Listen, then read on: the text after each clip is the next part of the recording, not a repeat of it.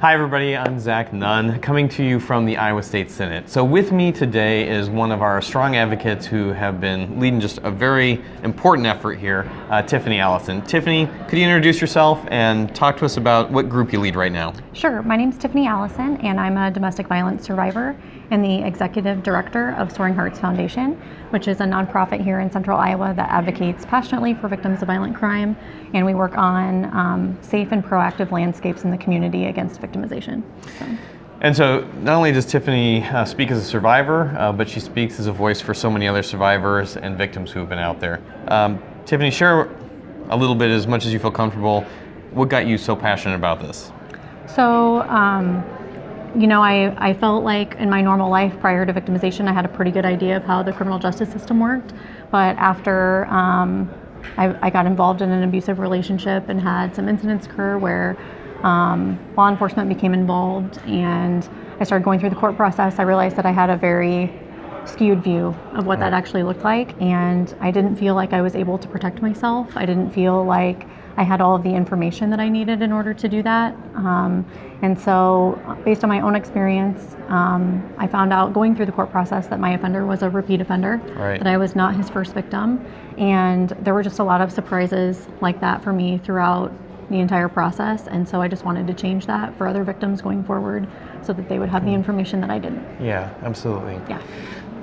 Tiffany comes to us as an everyday citizen who is trying to make better public policy for the state of Iowa. Last year, when I was chairman of Judiciary Committee, we built on a bill that really worked on what it means to be a habitual violent offender, somebody who's convicted time after time after time in separate courts for heinous acts against other individuals in our state, and making sure that they serve a sentence for that time that they've been violent. They're not getting out released early for good time served or for other parole reasons. Now, Tiffany, talk to us a little bit about what legislation we've worked on together at the State House, but where we've moved forward in Iowa. Sure. So last year we passed a third strike domestic violence, harassment, stalking, and unauthorized placement of GPS bill, and that bill did a lot of things, some of which you mentioned. It lessened good time for people who are on their third strike for those offenses. It made it easier to prosecute stalking in that it just it lessened the degree to a reasonable fear instead of fear of bodily injury. And it also made it illegal to track a victim using a GPS device without their knowledge, which, to most of the public, I think that was a surprise that wasn't already absolutely correct. A law. Right. So.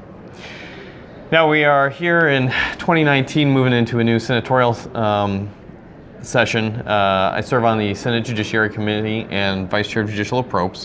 One of the big things we're looking is building on the success that we've already established. Talk to me, you've got two very powerful bills that you're looking at this year. Sure. Share with us what we should be looking for this session. So we have two bills. The Violent Habitual Offender Bill, which is similar to the bill that we passed last year. However, it's a broader scope. It's for any crime against a person, robbery, burglary, homicide, domestic abuse, sexual assault, kidnapping. We just want to make sure that we're treating those offenders who go through the system and go through rehabilitative efforts and come out and they still feel like this is acceptable behavior and they go on to harm additional people. We want to make sure that we have them long enough to give them the rehabilitative treatment that they actually need.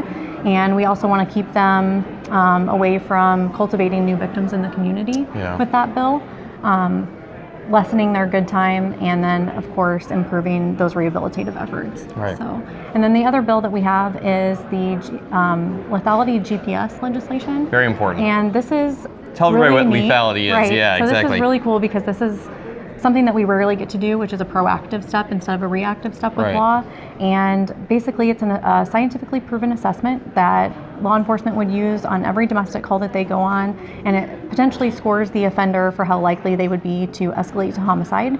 And based on that score, we would then send that with them through the court system, and they would be put on GPS monitoring during the court system if it's resultive that they are likely to escalate. Yeah. Mm-hmm. And Tiffany, you're already teaching this at the Iowa Law Enforcement Academy, right? Yes. You're helping with this. Mm-hmm. So here we have the opportunity to take on a preventative measure to help lower risk before it escalates to violence, a remediation process that once they are detained because they have broken the law, that we keep them in a correctional facility or into a retention program and monitoring them so they're not out causing more damage. Right. And then an actual punishment part of this for folks who are habitual violent offenders, that they stay in a correctional facility until they can either get their act together or until they're at a point where they've served their remittance to society. So with that, I think that we have a very smart on crime but tough on crime approach that gets offenders engaged early on in the remediation process, and perhaps most importantly, helps work with the survivor